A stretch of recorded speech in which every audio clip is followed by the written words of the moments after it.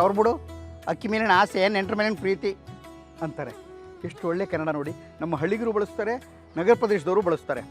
ಅಂದರೆ ಎರಡೂ ಪ್ರಪಂಚದಲ್ಲಿರೋ ಎಲ್ಲ ಸೌಕರ್ಯಗಳು ಎಲ್ಲದೂ ಸಿಗಬೇಕು, ಆದರೆ ತಮ್ಮ ಯಾವ ಶ್ರಮನೂ ಇರಬಾರ್ದು, ತಮ್ಮ ಯಾವ ದುಡ್ಡು ಖರ್ಚಾಗಬಾರ್ದು, ಮತ್ತೊಂದು ಏನೂ ತಮಗೆ ತೊಂದರೆನೇ ಆಗಬಾರ್ದು, ಅದರ ಸುಖವಾಗೂ ಕಳಿಬೇಕು.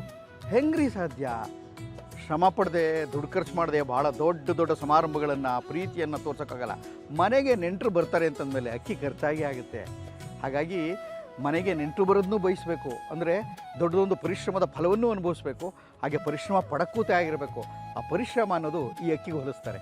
ತುಂಬ ಚೆನ್ನಾಗಿರುತ್ತೆ. ಕನ್ನಡದಲ್ಲಿ ನಮಗೆ ಗೊತ್ತಿಲ್ಲದೆ ಇರುವಂಥ ಅನೇಕ ವಿಷಯಗಳು ತುಂಬ ಅಡಕವಾಗಿದೆ. ಅವನ್ನೆಲ್ಲ ಕಲಿತುಕೊಳ್ಳೋ ಪ್ರಯತ್ನ ಮಾಡೋಣ. ಪ್ರತಿಯೊಂದು ಗಾದೆ, ಉಕ್ತಿ, ಪ್ರತಿಯೊಂದು ಸೂಕ್ತಿಗಳಿಗೆ ಅದರದ್ದೇ ಆದ ವಿಶೇಷ ಅರ್ಥಗಳಿದೆ. ನಮ್ಮ ಶ್ರೀಮಂತ ಕನ್ನಡವನ್ನು ನಮ್ಮ ದೈನಂದಿನ ಜೀವನದಲ್ಲೇ ಬಳಸೋಣ ಮತ್ತು ನಮ್ಮ ಭಾಷೆಯಲ್ಲೇ ನಮ್ಮ ಭಾವನೆಯನ್ನು ವ್ಯಕ್ತಪಡಿಸೋಣ ಅಲ್ವಾ?